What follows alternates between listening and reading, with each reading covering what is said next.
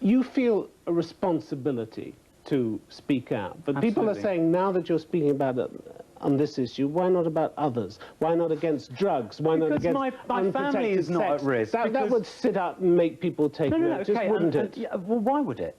Those are the kind of things it would that be rock stars unexpected. talk. No, it wouldn't. Well, it would be unexpected for me to do just say no. Excuse me.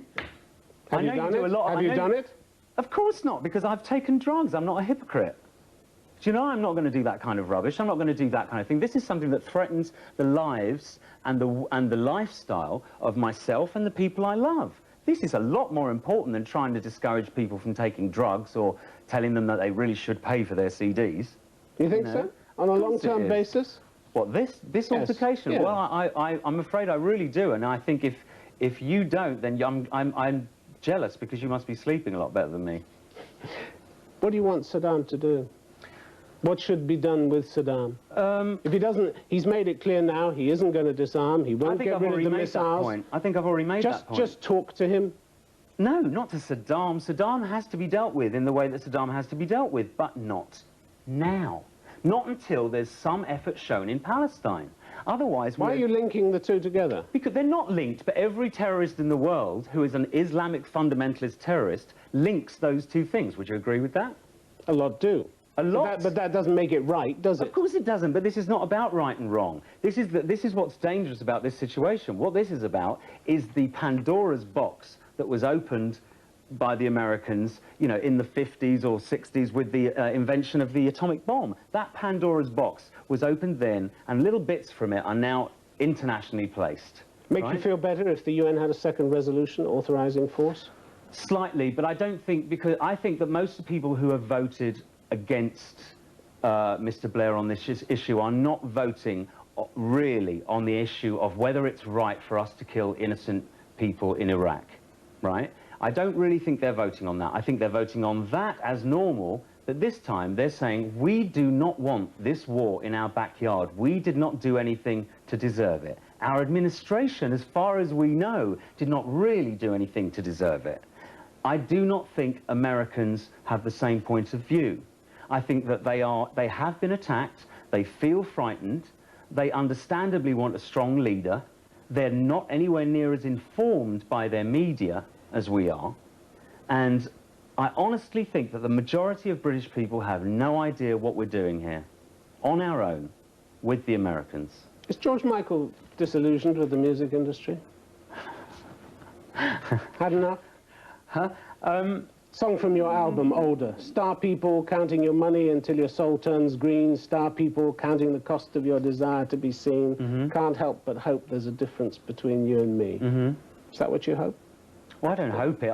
As I said, I have barely promoted myself in, since Faith, which was 1988, I've barely promoted myself. I've been on television maximum a couple of times a year, if that, right? I stepped back from needing this a long time ago. I like to, it's still, the two most important things in my life are my family, including my partner, and my music, and I'm not complete with either one of them being absent. I need fed up with the record industry there. You slam the bosses and the corporate guys who've done their best to relieve artists of their art.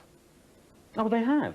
Would you honestly say you hear much art on the radio? Which is why I think it's kind of, you know, I'm hoping that there will not be Band-Aid 2, because the reality is very, very few people in the industry now that you're hearing on the radio make their money from their own hearts and minds. They make their money from singing the words of others.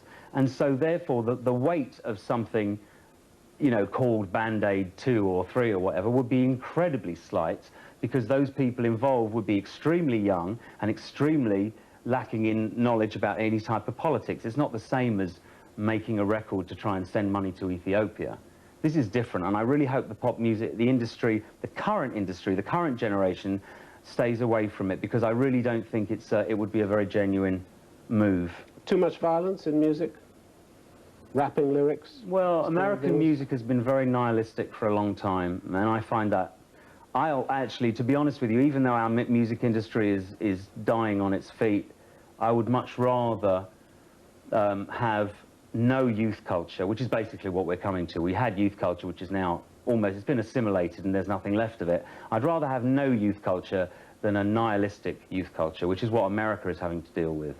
What are the lessons for you from this protest? You're going to protest, is this a one-off as far as you're concerned? Oh, Iraq? absolutely. That's it? The only other thing that I would ever put my neck on the line for would perhaps George Michael's going to stop caring and go back to the business? Well, no, I think the only thing that I can see myself putting myself this far out on a limb for, again, is probably Clause 28.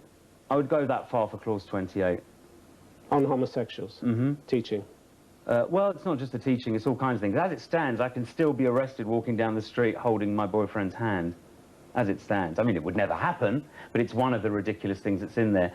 And I think it's time for gay couples. I have no real view on marriage, because it's never been something. I have no desire to ape heterosexual relationships, but I think it's absolutely time that people who live together their entire lives have the rights of spouses, as opposed to the person, you know, the idea that if anything happened to myself or Kenny, that our families would have all the rights and that we would have none. It's just ridiculous. Okay, George Michael, it's good to have you on the program. Thanks very much indeed. Cheers. Thanks.